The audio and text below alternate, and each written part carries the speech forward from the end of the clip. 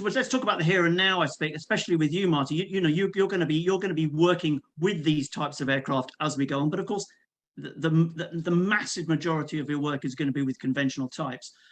Sustainability really came under your wing in 2019 when we were talking about before this webinar, and your business has gone large on SAF. Just tell us why and how are you doing it? Well, I'll pick up on a point Scott made. So, thinking about the long-term sustainability profile of our industry, we are very interested in emerging technologies. We're working with eVTOL operators. I love to hear, Stanley and others talking about, hey, what would the future of power plants look like in this space? Because that's always been the evolution of aviation, right? You went from piston to jets to turbofans, and that's always the quantum leaps as power plants. So it makes sense that we work there. But the point that Scott was making is, what can we do today, right? We need to take action today. The reality is most projections over the next 30 years, a little less now, to our 2050 industry goals of carbon neutral or net zero, I guess.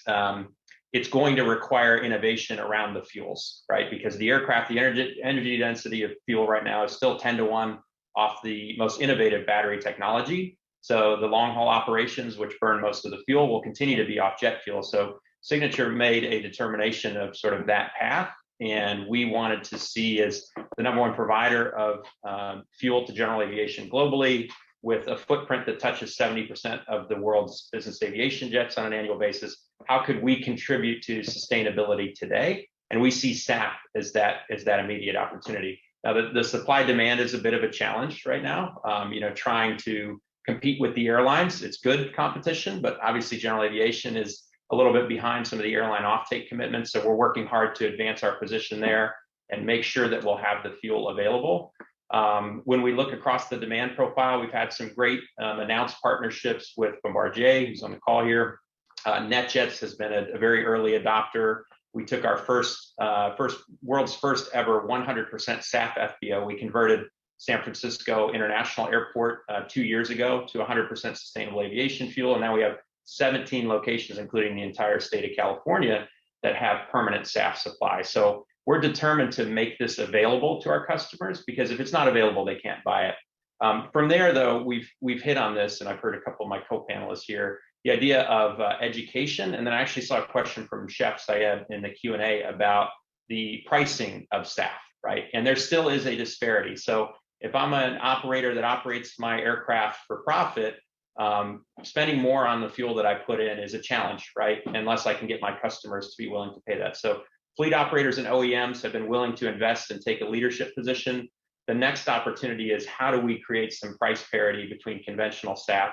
I do think things like in the US, if anyone's followed the news the last few weeks, there was something passed called the Inflation Reduction Act, had some pretty substantial SAF provisions in it.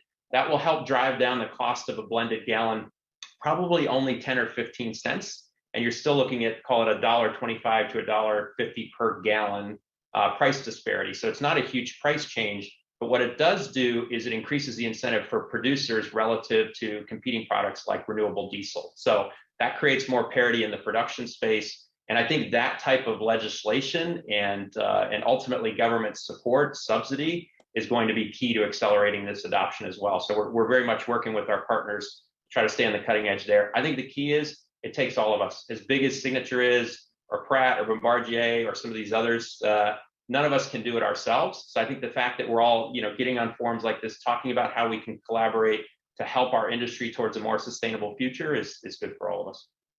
And just describe your thinking as to how you're going to expand that, because you're bringing it. It's available. It's there now. Yeah, Stanley. By the way, Stanley, I appreciate your honesty. Sometimes the truth hurts, though. You're right. And that parity, paying a premium per gallon, we absolutely understand that. And I think that's where this sort of chicken and egg work to try to increase the supply is key, to bring the price point down and at least move that barrier. So we're determined there. Part of it is expanding where we have physical supply. But I think everyone who's probably tuned into this, and certainly this panel, appreciates, putting it on trucks from, say, the West Coast of the United States where it's produced, and driving it on non-renewable diesel all the way to, say, Teterboro, to our operations there, isn't very responsible from an overall carbon intensity perspective. So we're very focused on two things. One, securing regionalized supply.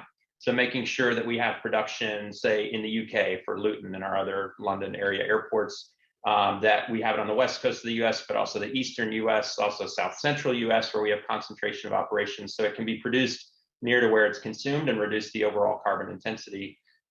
That's very long-term. Nearer term is pushing what we call book and claim.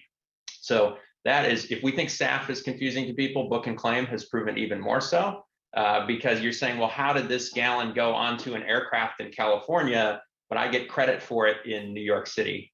And that has taken some time to get some operators comfortable with that. But that actually is often the most responsible way from an overall carbon impact perspective to produce and consume SAF, because we're able to put it on board aircraft. It gets put into, call it the supply chain, very close to where it's produced, so low carbon intensity, but the person actually burning it doesn't get credit for it. That credit actually goes to someone else who's willing to pay for that premium. So we see book and claim having that. If we could have that at all 200 signature locations for operators like Stanley, we think that could make a very big difference. So there's a learning curve to get over, but also an availability of book and claim in a way that's easy for people to understand. We think that can be kind of the next phase here. Isn't this an opportunity for business aviation to simply accept the cost premium and take a leadership role? Who would like to sort of think about that? Marty, thank you. Yeah, just to weigh in, and I want to give credit to our partners. So we, Jim's right. I think there has to be some first movers that are willing to accept the premium. I think with Bombardier, I think Pratt Whitney, who we haven't worked with directly, but have watched their leadership in the space. And then certainly NetJets, largest GA fleet operator globally. I'm learning about Stanley's work with DC. It's taking operators like that to say, you know what, there is a premium, but we're willing to accept it. We believe in this, and we're going to be out front. Now, I think this next phase will be very interesting because there is a pretty significant cost parity. And Stanley alluded to the operator's reality, right? Of it is there's a margin you're trying to preserve. We're in business to stay in business, right? So as much as we want to do it sustainably, we have to be rational business people. And that's where, I think this collective, doing what we can, specifically reading some of the comments, this concern about governments stepping in to sort of regulate us out of business is very real. But where we have partners in governments that are willing to say, look, we believe for the greater good, we want you to stay in business. We see the good that general aviation does globally to keep the planet moving, to keep decision makers moving, right, to make business happen.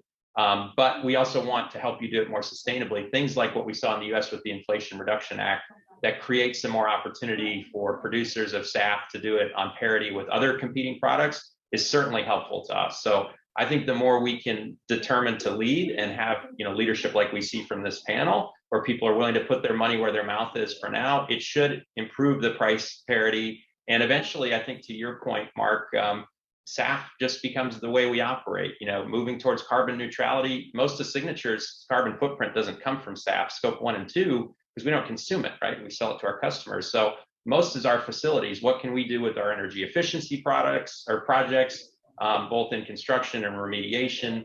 Those are the things that we have to continue to just take a leadership role in. Understand there will be some cost, but that ultimately is the cost of preserving the long-term future for our industry.